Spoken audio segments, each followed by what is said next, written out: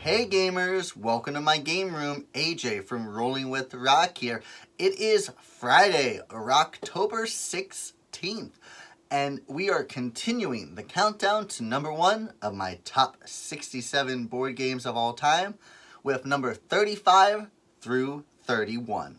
Just remember, it is the month of ROCtober, and there is new board game content on this YouTube channel every Monday through Saturday. Monday, Wednesdays, and Fridays, like today, is the top 67 board games of all time. Tuesdays is a new Roc review where I take a deep dive into a board game and then give you a rating on it and my thoughts. On Thursdays, I do an unboxing video called Roc Reacts. And on Saturday mornings, my son and I take a look at some kids and hobby games. Also on Sunday nights at 9 p.m. Eastern over at twitch.tv/rollingwithroc, I have live board game content for a couple of hours. I would love for you to come over and join us during that time if it is convenient for you. We have just discussions about life and board games and just have a good time while I explain and play a game. In the past, I have played games like Wingspan, Pandemic Fall of Rome, Power Rangers Heroes of the Grid, and there will be plenty more in the future. You can also catch me during the week over at Twitch, where I'll be just playing random games of Among Us with friends in the board game world, or even games like Fall Guys, or some digital board games, Wingspan, Scythe, and maybe others. If there is anything that you would like to see me play on Twitch, go ahead and put it in the comments below, or join me on one of my streams and make a suggestion there. I would love for you to join us. Before we get into the list, one quick reminder that these are my opinions on the top 67 board games of all time, and they are games that I have played, and played multiple times. I cannot give an opinion on a game that I have not played before. So there are plenty of games, especially at the top of the BGG list and a lot of other players' lists, that will not be here on mine because I have never played those games before. If there are games that you're not seeing that you think I should check out, please go ahead and put them in the comments. But just keep that in mind. If you're like, where is this game? It's probably because I haven't played it yet. And you can ask me in the comments if I have played a game, and I will very much let you know. But also remember, we are currently only about halfway through this list, so there are a lot of other games yet to come. So I hope you enjoy. With all of that said, let's go ahead and get right in to the list at number 35. Number 35 finishes the trilogy of games in the Imperial Settlers world from Portal Games. That is Empires of the North. And Empires of the North is the highest rated Imperial Settlers game on this list because it builds on aspects that Imperial Settlers does, but instead of mostly just being a tableau building worker placement game, this has a couple of extra elements to it. You're not just placing cards right in front of you and only taking actions on those cards, you know, and you placing workers to do those actions. You have like a little action pentagon that you have 5 different actions that you can do. You get to choose those actions with little action cubes, and based on the adjacencies, you can actually spend food to move your action dial or your action marker to an adjacent action by flipping it over to its exhausted side. So you can take 2 actions if you spend food to do so. You can sail to these islands and, you know, get resources and victory points of the islands. You can construct cards in a similar manner to Imperial Settlers. It adds a little bit more goodness to Imperial Settlers, but I also find that it's overall I think it's quicker than Imperial Settlers. There's games of Imperial Settlers that definitely seem to run on for me, and in the plays that I've had of Empires of the North, that seems to have been streamlined. There's just a little bit more going on here and it makes it seems counterintuitive, but it makes it more succinct. And for me, in the Imperial Settlers line, Empires of the North is the best of the three. But of all the games I've played, all the games I've owned, all the games I've seen, Empires of the North, Imperial Settlers, and Imperial Settlers Roll and Write all made my top 67 board games of all time. So, and I haven't actually got a chance to play with them yet, but I do own the Roman Banners expansion for this. I've mentioned it before. Rome and anything Roman is my favorite theming in board games and a lot of other things. So the fact that they added Rome to Empires of the North, the next time I get to play this, I will play as one of the two Roman factions. The cool thing about Empires of the North is in Imperial Settlers, you had a faction. You had Roman or Egyptian or Barbarian, and then they added other factions like Atlantean and Amazon. But in this game, you have clans from similar factions. So you have two different clans of Scots that play very differently. You have two different clans of Inuits that play differently. And then in the recent expansion for Roman Banners, you have two different clans of Romans that play differently. So every clan is asymmetrical, and that brings a lot of replayability and variable games to Imperial Settlers, Empires of the North.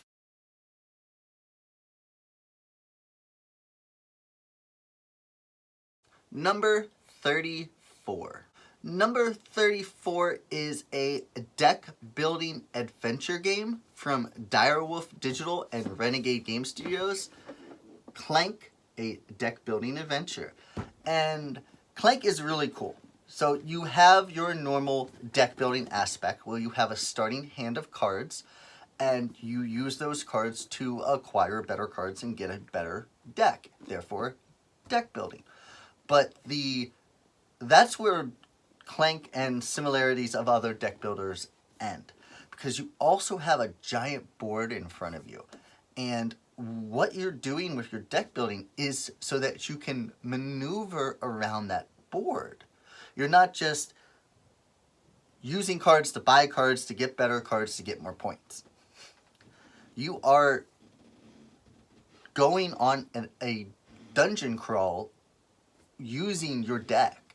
And you all start at the top, and you go into the dungeon, and you make your way down, trying to find treasure, trying not to make noise or clank to awaken the dragon, and hopefully get back to the top alive. There is an aspect to this game where you can get treasure. You could go all the way and get the highest point treasure card, but if you don't make it past a certain point in the dungeon, you are going to die, and you are automatically eliminated from the game at the end. You have no chance of winning. Whereas if you make it past a certain point, you might have died, but your body can be recovered, and therefore your glory could still be told, or your stories could still be told. But the ultimate goal is to get the most treasure points and make it back out of the dungeon alive with not being killed by the dragon. There are some other implementations of Clank. There is Clank in Space that has a sci-fi theme. While I'm not a generic fantasy fan, I'm really not a sci-fi fan. So Clank for me is more my style than Clank in Space. But there's also a Clank Legacy, and that is currently right above these Yoshis right here. It's kind of off screen. I haven't got it to the table yet. I'm really excited to do so. I have heard amazing things about Clank Legacy. Legacy games come out, and some are amazing, some are good, and some are disappointing. I have not heard a single negative thing about Clank Legacy, so I'm really excited. I like Clank. It's my number 34 game of all time. I expect to really like Clank Legacy. So eventually, once I get a couple more, I have Clank Legacy, I have King's Dilemma, and soon I will have Pandemic Legacy Season 0. When I have a chance to get all of those played, I will be doing a list of my top Legacy games. And from what I know of those games, I fully expect all 3 to be on that list. So I don't want to do that list until I can play those. But so Clank Legacy, if you played Clank and you haven't done that, I would suggest giving that a look, because I will be doing so very soon. But just Clank in itself, or Clank in Space, from what my understanding, I'm sure they changed some things, but Clank in Space is a similar, if not, I don't believe it's an exact replica of Clank, just with the reskin, but it may be. And then they have a bunch of different expansions for this. I have 1 or 2 of them, not all, but those come with different boards and then different things to do, different cards. The way you use the cards is that some of the cards in your deck are boots that allow you to move through the dungeon. Then you have skill cards and you have sword cards, which are how you battle monsters. It's a really cool aspect. There's one other game that will be later on in this list that kind of uses a similar mechanism. I'm not really sure which one came first, to be honest, but I like both of them a lot. That's why they're so high on my list. Using deck building as a means of gameplay, not just, building a deck for the sake of building a deck, is a really cool concept to me. And even though I like Marvel more than generic fantasy, the concept of using your deck to maneuver around this board is so intriguing to me. And that's why Clank, a deck building adventure, comes in at my number 34, ahead of a couple other deck builders that have been previously on this list.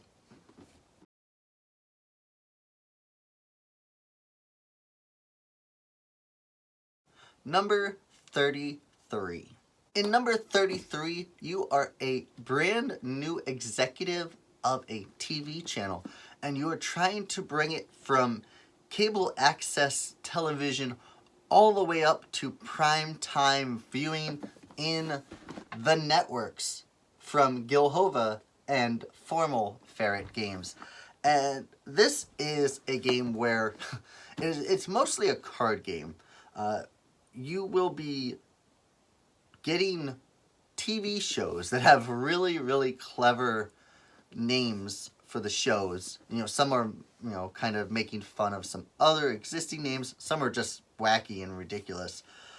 But you will get TV shows, and you assign those in specific slots of your television station. You have 3 different time slots that you are playing with, and you get bonuses if you slot the show in the correct time slot.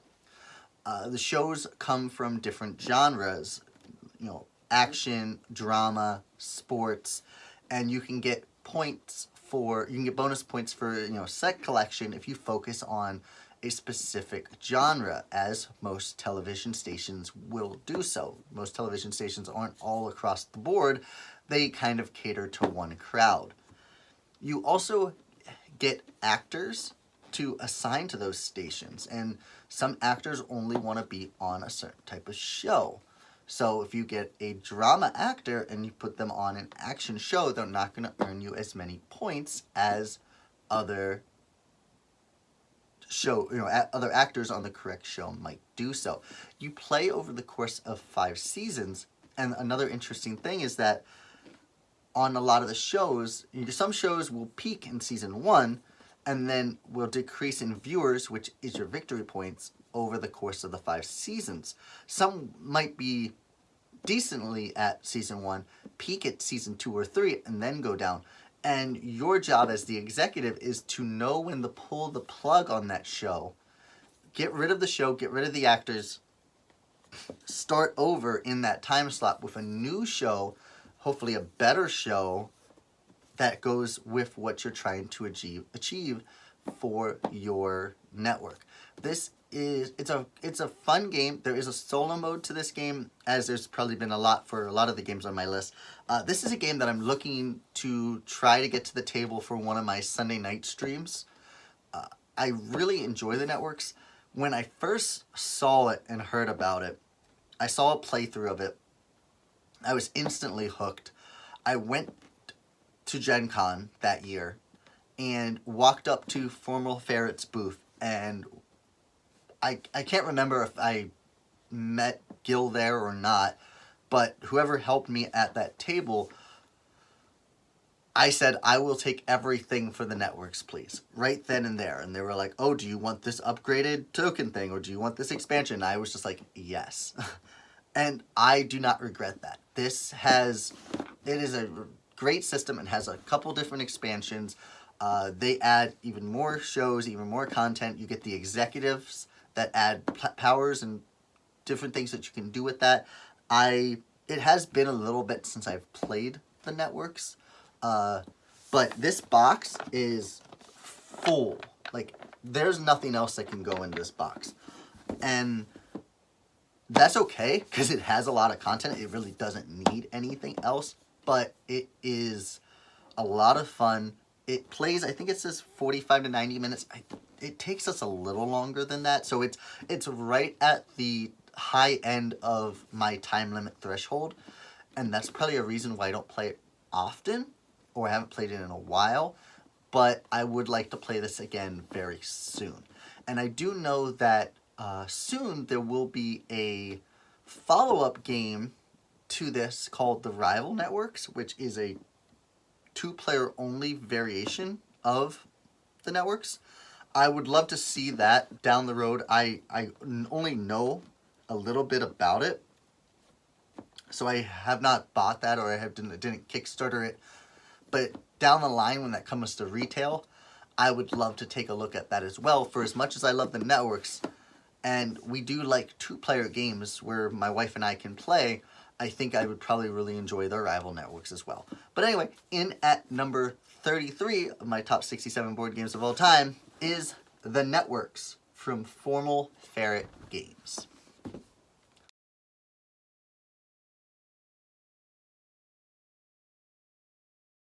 Number 32. Number 32 is a game that I best easily describe relating it to a video game, Fable. It's basically Fable in a box, and that is Call to Adventure from Brotherwise Games. And Call to Adventure has a really cool idea to it. You are crafting your hero and your destiny.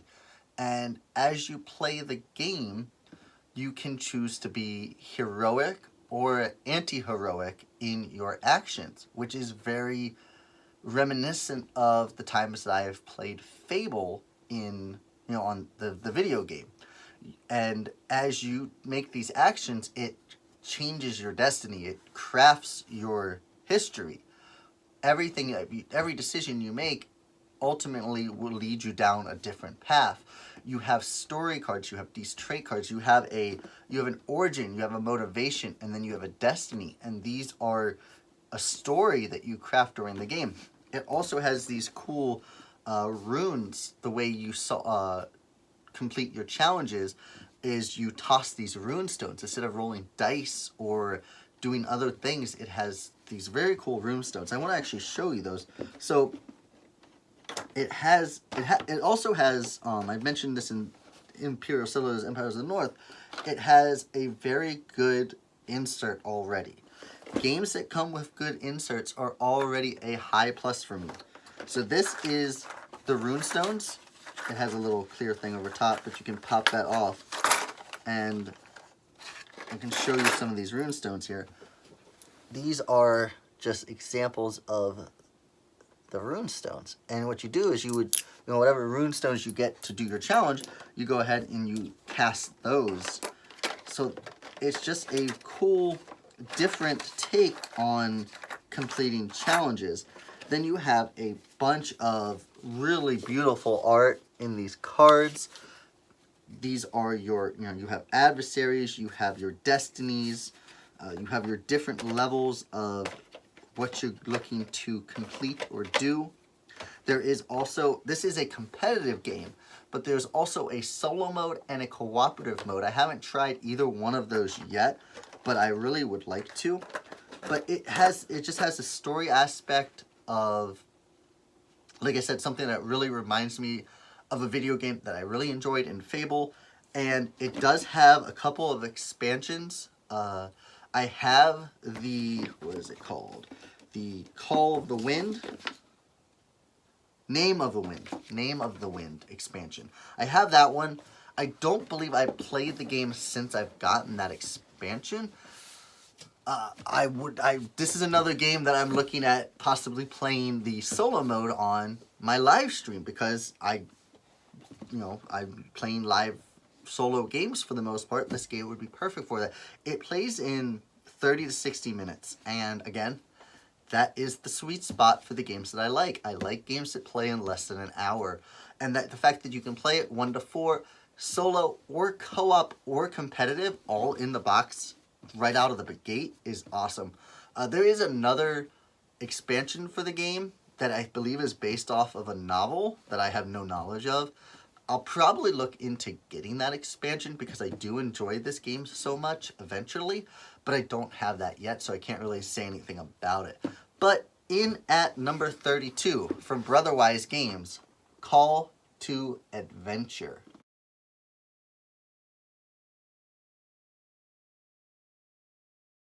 Number 31. In my game group, one of the most played and most bought genres of games is city building games.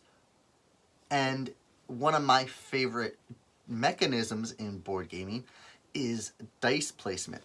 So you take a city building game and you take a dice placement game and you put them together. From Artopia and AEG, you get Dice City in at number 31. And this is a game that, it has a lot of content. There's a couple different expansions for it. I know we have some of the expansions. I don't believe we have them all. But it has this cool little mechanism where you have a player board. And let me go ahead and get the player boards out. Oh, we got By Royal Decree, All That Glitters, Crossroads. We might have them all. I'm not positive on that. But I'm going to go ahead and unfold a player board. And this is your player board right here. And these are all your starting spots in your city. And as you acquire cards, you put those cards over these spots. But what you can see here is at the top, there is a die face for each row. And then on the side, I'll go ahead and rotate it, there's a color for each row. So these are the die for the columns and colors for the rows, sorry. What that means is that you have 5 dice for each player. You have a white, yellow, red, blue, and black die. When you roll them, you will place them on the corresponding spot. So if I roll white and 3, I'm going to place the white 3 right here and activate that location. There are cards that allow you to manipulate the die rolls. Some spots just say re-roll this dice or this die so that you can move them around. But the object is to earn victory points by getting these, putting them on the different spots. There are stuff that just give you a star, and that is a victory point. But you can fight bandits, you can collect other buildings that have more stars on them, and there's a lot of other content in this game that I probably even haven't had a real big deep dive into. I know we have played with some of these expansions. I don't know if we've played with all of them. But it is a game that I really enjoy. So like I said, we really enjoy city building games. We have a ton of them. And when I add an aspect to that with dice placement that is mitigated well in this game. You're not just chucking dice and going, oh, I'm going here, I'm going here. There's ways that you can kind of help yourself put the dice at least somewhat where you want to. Now, it is a dice game. There was a lot of luck involved in that, but Dice City does a good job at, letting you try to focus on certain things. You collect resources, you buy better cards, and you earn victory points. It hits all the good stuff in it for me. If you haven't played Dice City before, you like dice chucking games, you like dice placement games specifically, and you like city building games, then Dice City is a must look at for you. We definitely, I keep saying this about every game on this list because we, as a father of two and really only mostly getting to play board games on the weekends, I don't get too many games to the table. But I keep saying about every game's on this list. I'm probably going to say it for almost all the ones till the end of the list. I want to get this game back to the table soon because I really, really enjoy it. But in at number 31 and rounding off the list for today is Dice City.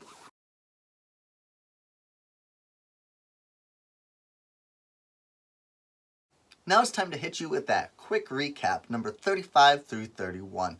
Number 35 was Imperial Settlers, Empires of the North. Number 34, Clank, a deck building adventure. Number 33, The Networks. Number 32, Call to Adventure. And number 31, Dice City. Thank you so much for watching this video of the top 67 board games of all time. Make sure you are subscribed to this YouTube channel and leave a comment down below letting me know what you think of these games to get an entry into Board Game Trick or Treat. Make sure you come back tomorrow for my Roc and Remy Saturday morning board game segment. We will be looking at Go Go Little Penguin from Haba.